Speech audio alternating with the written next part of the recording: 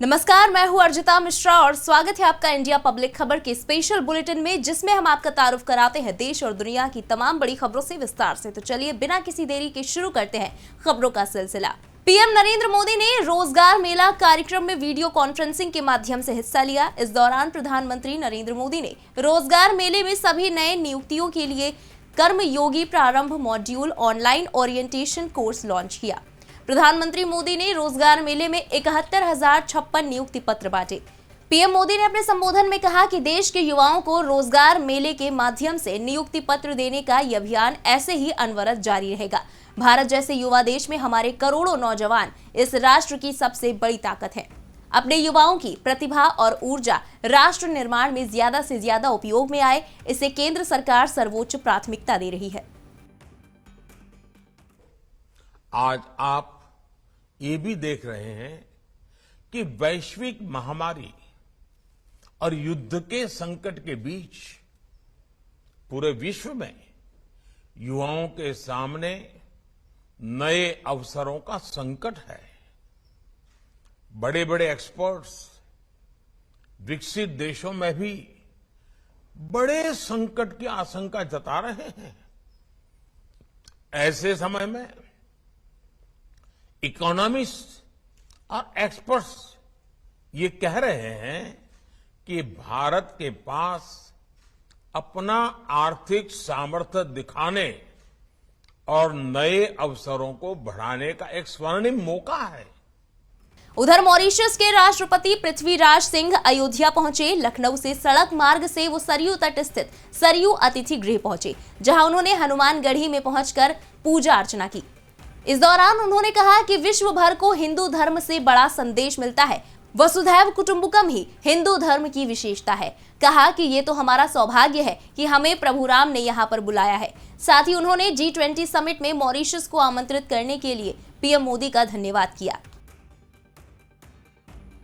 We feel really privileged and we thank Modi ji that we were given the opportunity to be present in the G20, and we are most grateful to Modi ji and to India for this very special consideration that he has always been giving to Mauritius. S Jaishankar ने मंगलवार को UAE के विदेश मंत्री शेख अब्दुल्ला बिन जायद Al Nahyan से दिल्ली में मुलाकात की।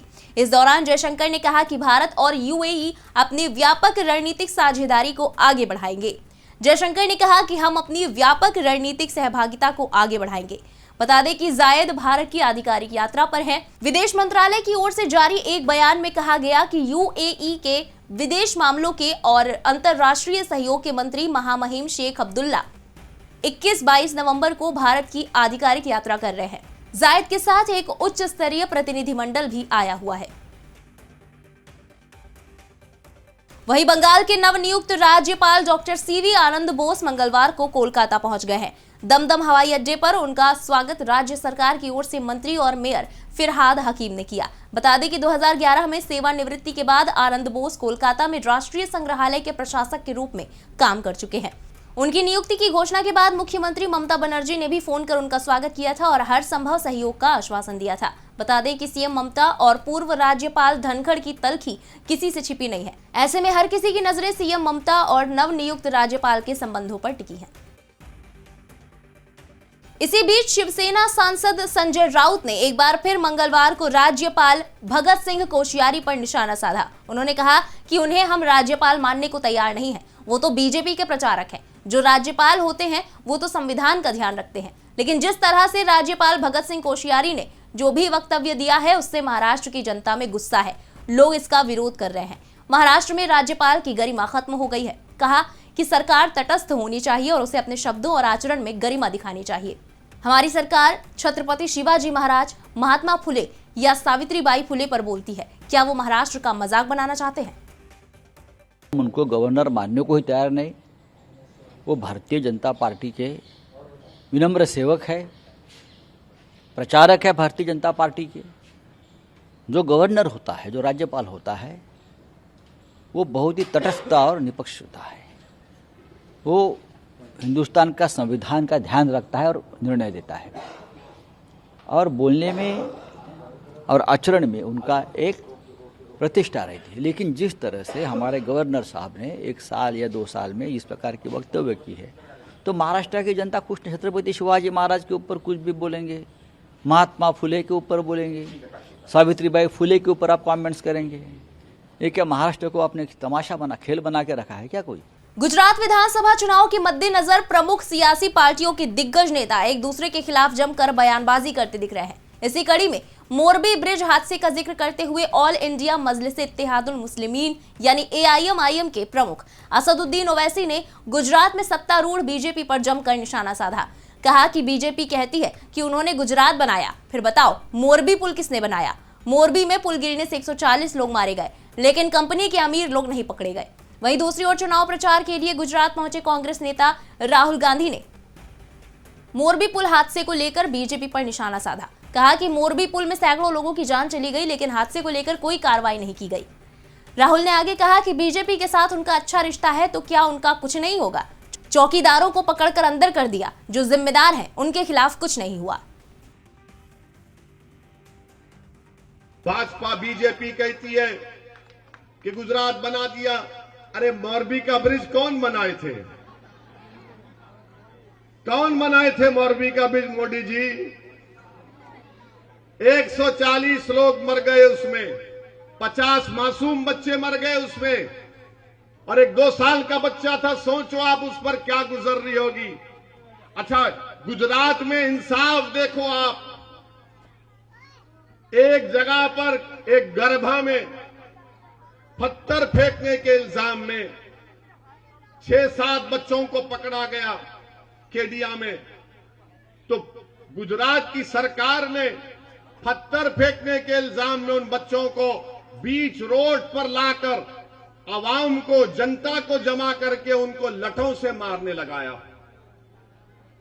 फोटो वीडियोग्राफी की गई, और जो ब्रिज से लोग 150 लोग मर गए, वो कंपनी के दौलतमंद को पकड़ा नहीं जाता। मोदी जी, आपको दौलतमंदों से इतनी मोहब्बत क्यों है भाजपा वालों? यहां पे मोरबी की ट्रेजेडी हुई,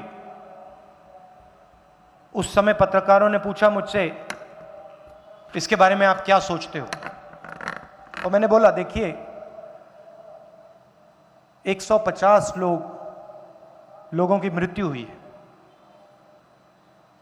ये राजनीतिक मुद्दा नहीं है। इस पे मैं बोलूंगा नहीं, मगर सवाल उठता है, आज उठता है,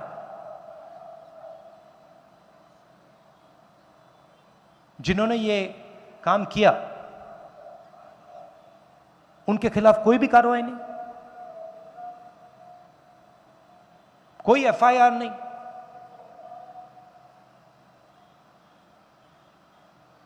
बीजेपी के साथ उनका अच्छा रिश्ता है, तो उनका कुछ नहीं होगा क्या? उत्तर प्रदेश की अर्थव्यवस्था को 10 खरब डॉलर का बनाने के लिए योगी सरकार ने कमर कस ली है। इसके तहत यूपी इन्वेस्टर्स समिट 2023 के कर्टेन रेजर कार्यक्रम का आयोजन मंगलवार को दिल्ली के सुषमा स्वराज प्रवासी भारतीय भवन में किया गया।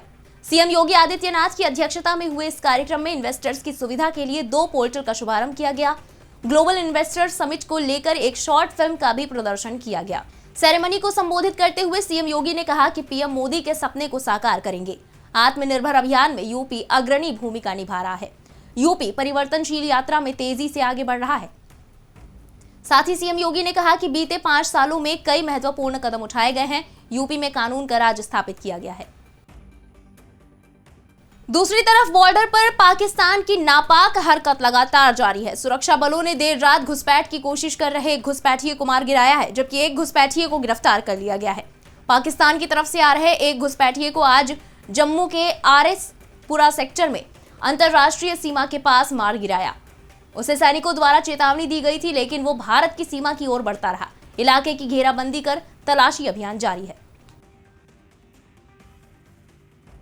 बढ़ते हैं अगली खबर की तरफ। देश के फिलहाल सबसे चर्चित श्रद्धा मर्डर केस में आरोपी आफ्ताब अमीन पूनावाला की पुलिस रिमांड 4 दिन बढ़ा दी गई है। आफ्ताब को मंगलवार को वीडियो कॉन्फ्रेंसिंग के जरिए साकेत कोर्ट में पेश किया गया था। बता दें कि ये कोर्ट में आफ्ताब की दूसरी वर्चुअल पेशी थी। वहीं आफताब का केस लड़ रहे एडवोकेट के कुमार ने बताया कि आफताब ने कहा कि उसे झट से सब चीजें याद नहीं आ सकती हैं, लेकिन जैसे जैसे सब याद आएगा वो बताता रहेगा। आफताब को सबूत इकट्ठा करने के लिए पुलिस साइट पर ले जाएगी और उसका नार्को टेस्ट भी जल्द होगा।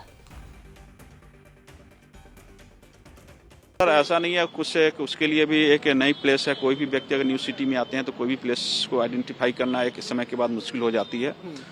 तो उन्होंने वो बताया कि सर मैं अभी हर चीज़ों को रिकॉल नहीं कर पा रहा हूँ, पर धीरे धीरे रिकॉल कर रहा हूँ, जो भी मुझे याद आ रही मैं बता रहा हूँ। तो सर उसने क्या कहा कि अभी कोऑपरेट कर रहा है और उसे क्यों उससे ऐसा हुआ, उसने इस बारे में कुछ नहीं ऐसा कुछ उसने नहीं बताया कि मैंने क्यों ऐसा। उससे उन्होंने एक बोला कि मुझे बार बार प्रोवोक की जाती थी, जो है बस इतना ही हो। गुस्से में उससे ये हाँ बस ये प्रोवोकेशन का ही था, ऐसा ही नहीं बताया कि मैं क्यों किया। जो विटनेस विक्टिम थी उसके पार्ट से जो है प्रोवोकेशन का उसने एक वर्ड का यूज किया बस। उत्तर भारत में मौसम साफ होने के साथ ही राजस्थान में सर्दी के तेवर तेज होने लगे हैं। शेखावाटी के चुरू, सीकर के अलावा राज्य के दूसरे शहरों में रात का पारा 10 डिग्री सेल्सियस से नीचे रहने लगा है। बीती रात सीकर के फतेहपुर में सबसे सर्द रात रही, जहां का न्यूनतम तापमान 5.6 डिग्री सेल्सियस दर्ज हुआ। मौसम विशेषज्ञों के मुताबिक उत्तरी भारत में अगले 4-5 दिन मौसम साफ रहने से अब सर्द हवाएं फिर से चलने लगेंगी, जिससे ठंड में बढ़ोतरी होगी। इसी के साथ स्पेशल बुलेटिन में बस इतना ही, लेकिन देश और दुनिया की बाकी बड़ी खबरें अभी बाकी है, इसलिए सब्सक्राइब करें इंडिया पब्लिक खबर के YouTube चैनल को और बेल आइकन दबाना बिल्कुल ना भूलें।